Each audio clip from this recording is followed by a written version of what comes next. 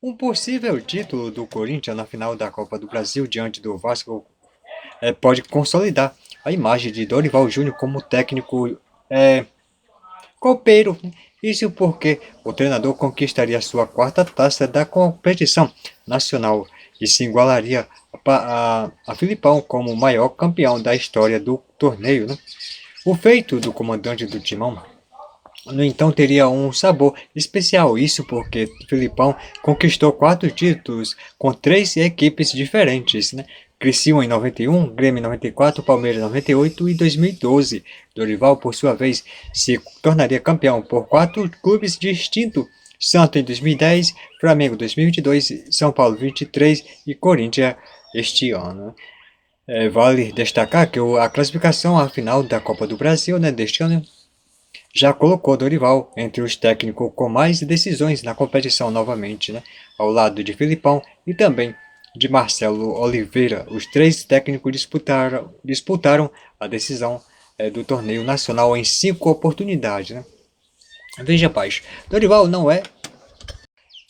Júnior não é eliminado da Copa do Brasil desde 2016, além do número de conquistas, né? Afinal de Dorival, há outro recorde, né, do treinador que chama a atenção. Desde 2016 ele não é eliminado da Copa do Brasil. À época, o técnico dirigia o Santos e caiu nas quartas de final para o Internacional. De lá para cá, soma classificações com Ceará, Flamengo, São Paulo, além do próprio Corinthians em 17 confrontos. Né?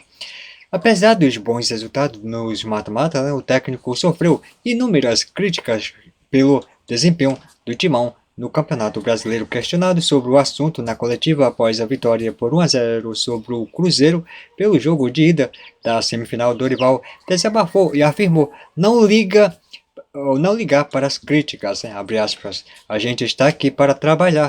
Se as pessoas não entendem processos, não sou eu que vou tentar explicar. Já expliquei, né? Todos os problemas que tiveram. Eu queria entregar o Corinthians na 13ª colocação do Campeonato Brasileiro. Não tivemos bons desempenho, mas o resultado nem sempre veio. Continue criticando, vamos seguir fazendo da mesma forma. Sobre as críticas, né? Continue fazendo do jeito que quiserem. A mim pouco importa, disparou o treinador na ocasião. O último título da Copa do Brasil de Dorival foi em 2023, no comando do São Paulo. Né? Corinthians e Vasco disputam o segundo jogo da final da Copa do Brasil no domingo 21, às 18 horas, horário de Brasília, né, do Maracanã. As equipes empataram por 0-0 no jogo de ida. Dessa forma, o vencedor do segundo jogo conquista a competição nacional. Novo empate leva a decisão do título para a decisão de pênalti. Eita, hein, pessoal? Mas isso aí, né, pessoal? O que vocês acham disso, hein, pessoal? Relembre os técnicos com mais finais de Copa do Brasil. Felipão, 4 títulos, né? Em 91, Criciúma e Grêmio, campeão pelo Criciúma. 94, Grêmio e Ceará, campeão pelo Ceará. Em 95, Grêmio e Corinthians, vice-campeão pelo Grêmio. Em 98, Palmeiras e Cruzeiro, né? Campeão pelo Palmeiras. Em 2012, Palmeiras e Curitiba, né? Campeão pelo Palmeiras. Dorival Júnior, 3 títulos da Copa do Brasil. Né? 2010, Santos, Vitória, campeão. 2010, Santos e Vitória, campeão pelo Santos. 2015, Santos e Palmeiras, vice-campeão pelo Santos. 2022, Flamengo e Corinthians, campeão pelo Flamengo. Em 2023, São Paulo e Flamengo, campeão pelo São Paulo. 2025, final, Corinthians e Vasco. Não diz quem foi o vencedor, né? Ah, sim, quem é o vencedor de 2020. Ainda vai acontecer a final, né, pessoal? Marcelo Oliveira, um título só. 2011, Curitiba e Vasco, vice-campeão pelo Curitiba. 2012, Curitiba e Palmeiras, vice-campeão pelo Curitiba. 2014, Cruzeiro e Atlético Mineiro, vice-campeão pelo Cruzeiro.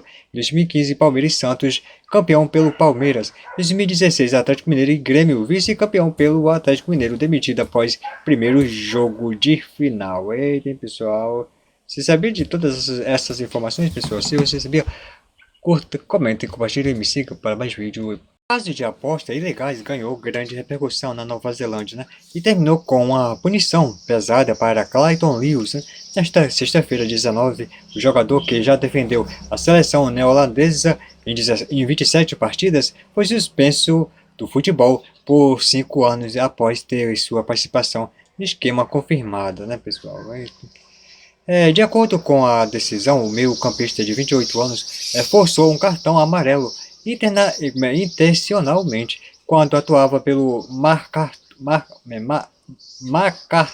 né, FC em uma partida contra o Sydney FC, vencida por 2-0 no dia 9 de dezembro de 2023 pela Liga Australiana, né? Em troca da advertência, Lewis recebeu cerca de 10 mil euros, ou 64,8 mil reais. Né? Além do afastamento dos gramados, a justiça determinou que ele devolva o valor recebido. Além disso, o jogador só poderá voltar a jogar a partir de maio de 2028, já que parte da pena acabou sendo considerada cumprida. Eita, pessoal. A Atlético Paranaense anunciou a contratação do meio-campista colombiano Alejandro Garcia, de 24 anos, né? O jogador que estava no Once Caldas da Colômbia assinou em definitivo, né, com o rubro-negro até a final de 2028. A expectativa é que o reforço faça sua estreia pelo Campeonato Paranaense de 2026. Né? A trajetória do novo reforço, né, natural de Manizales, Alejandro Garcia iniciou sua formação no Once Caldas aos 12 anos e estreou profissionalmente em 2017. Ele defendeu o clube colombiano até a atual temporada, participando de 40 partidas em 2025, incluindo jogos pela Copa Sul-Americana. O meio também possui passagem pelas seleções de base da Colômbia, tendo disputado os Jogos Pan-Americanos de 2023 e Torneio Pré-Olímpico de 2024. Declarações e adaptação. O jogador expressou grande alegria pela oportunidade de defender o Atlético Paranaense, clube que conhece desde a infância. Agora é trabalhar, treinar da melhor maneira para poder aproveitar esta oportunidade que este grande clube me deu e fazer o meu máximo em campo, demonstrar porque estou aqui, né? E fazer o Furacão ainda maior, declarou Garcia ao site do Furacão. Ficha técnica, né? Nome completo: Alejandro Garcia Castilho. Posição: meio campo. Data de nascimento: 28/2/2001. 24 anos. Né? Cidade em que nasceu: Manizales, Colômbia. Clube como profissional: 2025, Atlético Paranaense. 2017 e 2025, Once Caldas e Colômbia. E aí, pessoal, o que vocês acharam desse jogador, pessoal? Alejandro Garcia, jogador do Atlético Paranaense, novo reforço. O Superior Tribunal de Justiça Desportivo, o STJD, aplicou punições ao Atlético em razão de episódios de violência protagonizado por integrantes da própria torcida durante o clássico contra o Coritiba, válido pela Série B. O confronto foi disputado no estádio Couto Pereira. Né? A decisão prevê a perda de mando de campo em uma partida oficial, além de multa ao valor de 15 mil, com consequência direta do tumulto registrado nas arquibancadas. A estreia na arena pode ter público restrito em 2026. Caso a punição seja mantida, o Atlético poderá iniciar sua campanha como mandante na Série A de 2026 com limitações severas, né, de público. O duelo diante do Corinthians, programado para os dias 4 ou 5 de fevereiro, teria acesso permitido exclusivamente a mulheres, crianças e idosos, né, conforme determina o regulamento em situações desse tipo. É bem legal, é assim, pessoal.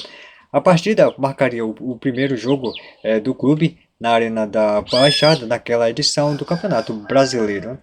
O clube pretende recorrer da decisão. A diretoria rubro-negra já sinalizou que irá apresentar recursos contra a punição impostas pelo STJD. No entanto, a análise do pedido só deve ocorrer após o retorno, o recesso do judiciário com a expectativa de julgamento apenas no início de 2026. Até lá, a decisão segue válida, embora ainda passível de revisão. Brigas generalizadas, né, motivou o julgamento no tribunal. O processo teve como base imagens e relatórios oficiais que documentaram uma confusão de grandes proporções, né, no setor ocupado por torcedores do Atlético nos minutos finais da partida. Diversos torcedores entraram em confronto físico com agressões que se estenderam por vários minutos, mesmo com o jogo em andamento, né? Registro em vídeo mostra cenas de extrema violência, incluindo um torcedor, né, sendo agredido repetidamente no chão. A intervenção da polícia militar foi necessária para dispensar o grupo, despesar o grupo, apesar da gravidade dos acontecimentos, né? Não houve prisões no local, né? Calendário do Atlético para o início da temporada dentro do campo, né? O Atlético já tem compromisso definido para o início da próxima temporada. A estreia do Campeonato Paranaense acontece no dia 8 de janeiro, né? Com o Andraus, às 20h30, horário de Brasília, comando do adversário, né? Pelo Campeonato Brasileiro, o primeiro desafio será fora de casa, diante do Internacional no Beira-Rio, nos dias 28 ou 29 de janeiro. O clube também está confirmado na disputa da Copa do Brasil em 2026. Eita, pessoal. Digo, acho legal assim, né, pessoal? Quando o time for perder o mando de... mando de campo, como foi o Atlético, né? Aí colocar só mulheres, né, idosos e crianças, né, pessoal? Não, tipo assim, para não ficar o estádio vazio. O que você achou dessa punição, né? No Atlético Paranaense, hein, pessoal? Depois de conquistar o acesso para a primeira divisão, o técnico Odair Helma deve permanecer no comando do Atlético Paranaense para a próxima temporada. Conforme o GE, clube e treinador nem alinham apenas últimos detalhes para a assinatura de renovação de contrato até o final de 2026. O atual acordo do técnico com o Furacão tem validade até maio do próximo ano. E agora, né? As partes alinham últimos detalhes para ampliar o contrato. Recentemente, o treinador chegou a ser sondado pelo Internacional, que fechou com Paulo Pesolano. Odair Helma assumiu o Furacão em maio deste ano e conduziu o time ao acesso à Série A do Campeonato Brasileiro com uma campanha de recuperação. Na Série B, ele esteve no comando da equipe em 30 jogos, com 15 vitórias, 6 empates e 9 derrotas. Na segunda, conquistou 51 pontos em 28 partidas, né? O treinador de 48 anos começou sua carreira no Internacional, né? A equipe que comandou entre 2017 e 2019 e 2020 esteve no Fluminense em 2023 no Santos, e também passou por clubes da Arábia Saudita e dos Emirados Árabes Unidos. Eita, pessoal. Encaminha, não foi ainda, não renovou ainda, né, porque falta só assinatura, né?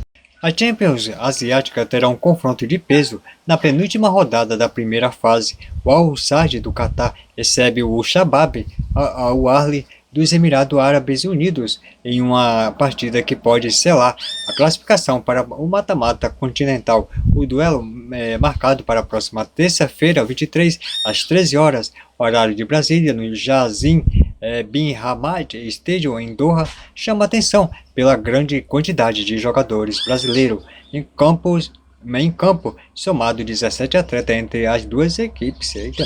Ao Shabab, em busca da reação, a equipe catariana, comandada pelo italiano Roberto Mancini, enfrenta uma situação crítica na competição. Atualmente na 10ª colocação, com apenas 2 pontos, o Al-Sadd precisa da vitória para manter viva a chance de classificação para a fase final, né?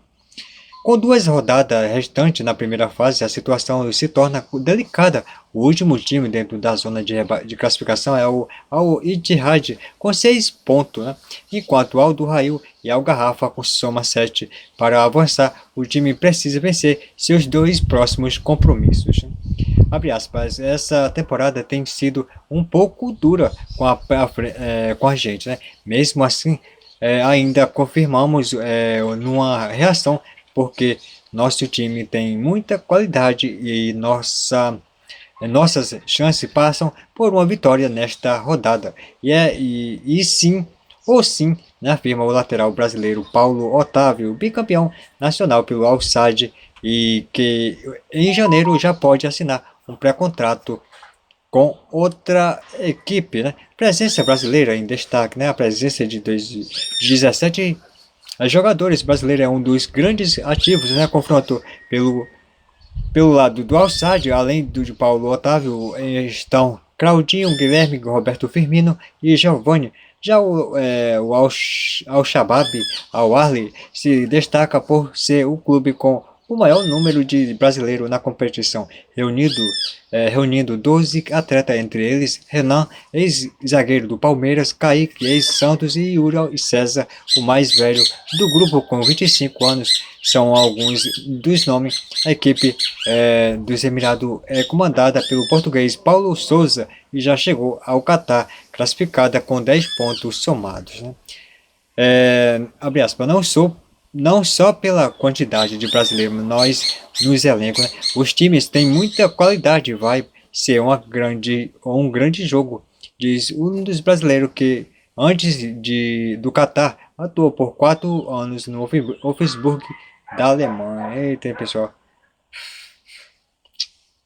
A FIFA divulgou nesta sexta-feira, 19, a lista com os árbitros brasileiros que integrarão o quadro da entidade máxima do futebol no ano de 2016. Além dos árbitros, assistentes e árbitros de vídeo, a relação ainda possui os nomes dos profissionais aptos a apitar os jogos das modalidades de futsal e de beach soccer. Né? Vale destacar que até 2025 o Brasil tinha apenas 7 vagas para árbitro no quadro feminino. Na FIFA, para o próximo ano, serão 8 representantes brasileiras. Né? A vaga foi preenchida por Gleica Oliveira Pinheiro, né? A primeira árbitra do Pará a alcançar o nível internacional. O presidente da Comissão de Arbitragem da CBF, Rodrigo Sintra, né?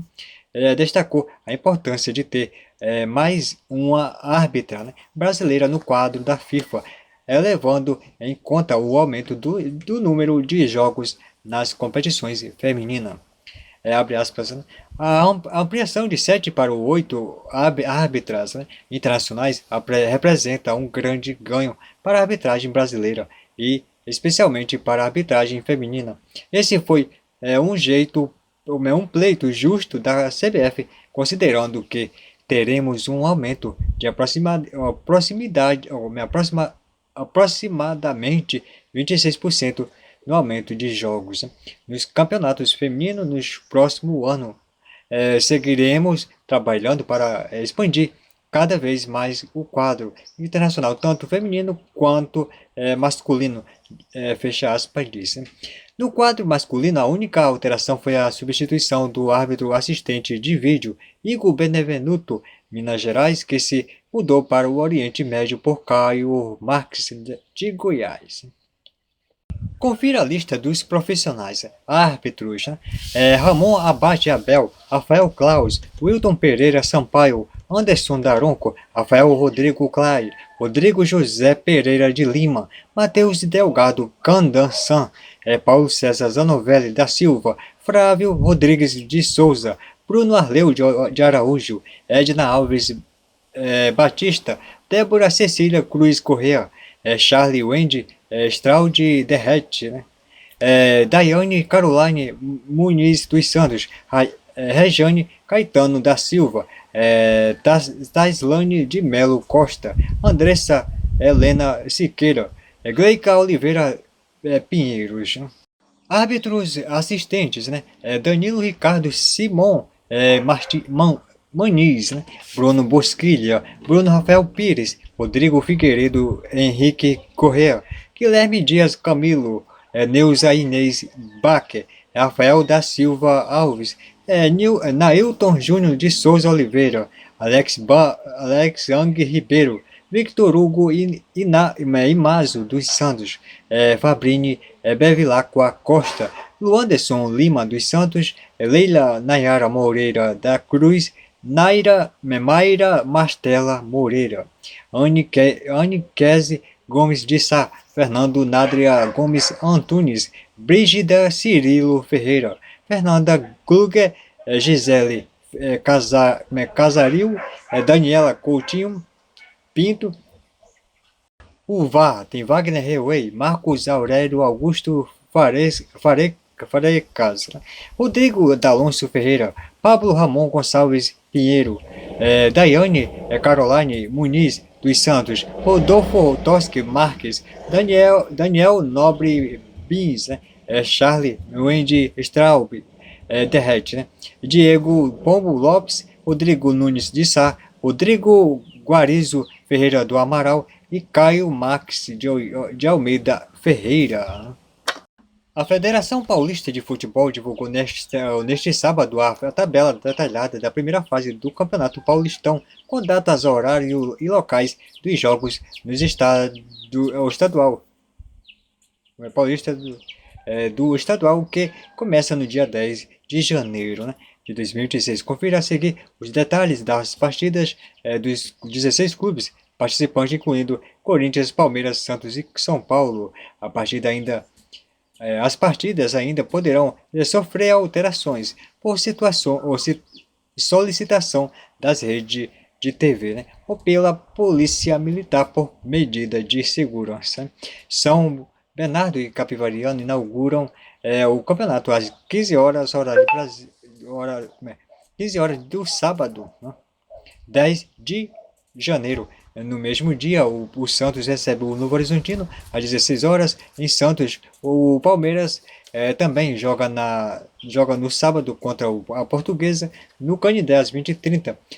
No domingo, o Corinthians e Ponte Preta se enfrentam às 16 horas, 16 horas na Neoquímica Arena, enquanto o São Paulo fecha a rodada às 20h30 em duelo contra o Mirassol no estádio José Maria de Campos Maia, em Mirassol, São Paulo. Mudança no Paulistão para 2016. Neste ano, a primeira fase do Campeonato Paulista tem 8 rodadas. O estadual tem início no sábado, às 10 de janeiro, com 4 partidas. E tem oitava e última rodada da primeira fase, com todos os jogos às 20h30 do domingo, às 15 de fevereiro, né, pessoal? Veja a tabela detalhada, né, da primeira fase do Paulistão. Primeira rodada, 10 de janeiro, sábado, São Bernardo e Capivariano às 15h30 em São Bernardo do Campo. Santos e Grêmio, Novo Horizontino às 16 horas em Santos. Guarani e Primavera às 18h30 em Campinas. Portuguesa e Palmeiras às 20h30 em São Paulo. 11 de janeiro, domingo, Corinthians e Ponte Preta às 16 horas em São Paulo. Belo Horizonte e Botafogo às 17 horas em Rio Claro. Noroeste Red Bull Bragantino às 18h15 em Bauru. Mirassol e São Paulo às 20h30 em Mirassol. Segunda rodada, né, 13 de janeiro, terça-feira, Novo Horizontino e Guarani às 19 horas em Novo Horizonte. Capivariano e Portuguesa às 21h30 em Capivariano. Às 14 de janeiro, quarta-feira, Primavera e Mirassol às 19 horas em Indaiatuba. Palmeiras e Santos às 19h30 em Barueri. Ponte Preta e Velo Clube às 21h em Campinas. 15 de janeiro, quinta-feira, Botafogo e Noroeste às 19 horas em Ribeirão Preto. Red Bull Bragantino e Corinthians às 19h30 em Bragança Paulista. São Paulo e São Bernardo FC às 21h45 em São Paulo. Terceira rodada, 17 de janeiro, sábado, né? Primavera e Novo Horizontino às 16 horas em Indaiatuba. Portuguesa e Velo Clube às 17h30 em São Paulo. Capivariano e Ponte Preta às 18h30 em Capivari. Palmeiras e Mirassol às 20h30 em Barueri. 18 de janeiro, domingo, Corinthians e São Paulo às 20h30 em São Paulo. São Bernardo FC e Noroeste às 11 horas em São Bernardo. do campo, né? Em Red Bull Bragantino e Botafogo de São Paulo às 18h30 em Bragança Paulista, Guarani e Santos às 18h30 em Campinas, quarta rodada. 20 de janeiro, terça-feira, Novo Horizontino e Palmeiras às 19 horas em Novo Horizonte. 21 de janeiro, quarta-feira, Novo Horizonte e Capivariana às 19 horas em Bauru. São Paulo e Portuguesas 21h30 em São Paulo. Mirassol e Bragantino às 19 horas em Mirassol. Ponte Preta e São Bernardo UFC às 19 horas em Campinas. 22 de janeiro, quinta-feira, Santos e Corinthians 21h30 em Santos. Santos e Primavera às 21h30 em Ribeirão Preto. Velo Clube e Guarani às 21h30 em Rio Claro. Quinta rodada, 24 de janeiro, sábado, São Bernardo e Mirassol às 16 horas em São Paulo. Em São Bernardo e Mirassol às 16 horas em São Bernardo do Campo. Ponte Preta e Noroeste às 17 horas em Campinas. Palmeiras e São Paulo às 18h30 em Barueri. 25 de janeiro, domingo, Santos e Red Bull Bragantino às 16 horas em Santos. Capivari e Capivariano e Primavera às 17 horas em Capivari. Novo Horizontino e Botafogo às 18h30 em Novo Horizonte. Velo Clube e Corinthians às 20h30 em Rio Claro. 26 de janeiro, segunda-feira, Portuguesa e Guarani às 20 horas em São Paulo. Sexta rodada, 31 de janeiro, sábado, Guarani e Ponte Preta às 16 horas em Campinas. Corinthians e Capivariano às 18h30 em São Bernardo, em São Paulo. Corinthians e Capivariano. Botafogo e Palmeiras às 20h30 em Ribeirão Preto. Primavera e Portuguesa às 20h30 em Indaiatuba. 1º de fevereiro, domingo, Noroeste Velo Clube às 16 horas em Bauru. Red Bull Bragantino e São Paulo. Red Bull Bragantino e São Bernardo FC às 16 horas em Bragança Paulista. Mirassol e Novo Horizonte às 18h30 em Mirassol. São Paulo e Santos às 20h30 em São Paulo, né? Sétima rodada, 7 de fevereiro, sábado, Portuguesa e Ponte Preta às 16 horas em São Paulo. Guarani e Botafogo às 18h30 em Campinas. Novo Horizonte e São Bernardo FC às 18h30 em Novo Horizonte. São Paulo e Primavera às 20h30 em São Paulo. 8 de fevereiro, domingo, Noroeste e Santos às 16 horas em Bauru. Capivariano e Mirassol às 18h30 em Capivari. Papiamento, hein? Velo Clube, Red Bull Bragantino às 18h30 em Rio Claro. Corinthians e Palmeiras às 20h30 em São Paulo, né? Oitava rodada, 15 de fevereiro, domingo, Botafogo e Capivariano às 20h30 em Ribeirão Preto. Primavera e Noroeste às 20h30 em Indaiatuba. Mirassol e Portuguesa às 20h30 em Mirassol. Palmeiras e Guarani às 20h30 em Barueri. Ponte Preta e São Paulo às 20h30 em Campinas. Red Bull Bragantino e Novo Horizontino às 20h30 em Bragança Paulista. Santos e Velo Clube às 20h30 em Santos. São Bernardo e Corinthians às 20h30 em São Bernardo do Campo. Quase não dá tempo, hein, pessoal, de eu falar as 8 rodadas do Campeonato Paulista 2026. Pelo amor de Deus, hein, pessoal, obrigado. O zagueiro Thiago Silva está de volta ao Porto. Após 2 temporadas no Fluminense, o jogador de 41 anos foi anunciado neste sábado no clube que defendeu na temporada 2004 e 2005, atuando naquela ocasião pelo time B. Sua chegada tem o objetivo de conquistar desta vez a glória na equipe principal, né, pessoal? A carreira vitoriosa e títulos, né? Thiago Silva possui uma carreira de grande destaque, com passagem por clubes como Milan, PSG e Chelsea. Em todas elas somou mais de 100 jogos e conquistou títulos importantes. Ao todo, são 31 troféus em sua trajetória, incluindo uma Liga dos Campeões, um Mundial de Clubes, uma Supertaça Europeia, além de diversos campeonatos nacionais e copas, né, pessoal? Seleção brasileira e reconhecimento individual.